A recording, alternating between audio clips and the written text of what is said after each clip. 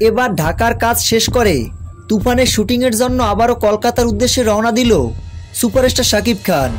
সম্প্রতি তুফান সিনেমার টিজারটি দর্শক মহলে ব্যাপক সাড়া ফেলেছে।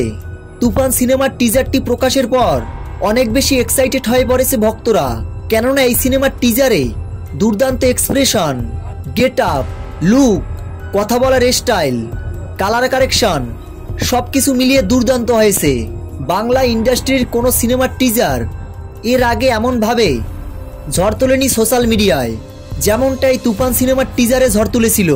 টিজারটি দেখে মনে হয়েছে এটা দক্ষিণী কোনো অ্যাকশন সিনেমার টিজার।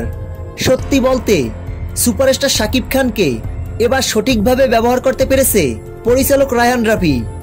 তবে তুফানের শুটিং সেট থেকে একদিনের জন্য বাংলাদেশে আসেন সুপারস্টার শাকিব খান এবং কাজ শেষ করে কলকাতার উদ্দেশ্যে রওনা দিয়েছেন এই নায়ক।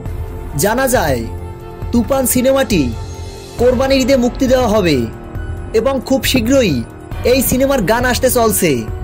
তো ভিউয়ার্স, তুফান সিনেমাটা নিয়ে আপনাদের কি মতামত কমেন্ট বক্সে কমেন্ট করে জানিয়ে দিন আপনাদের মতামত।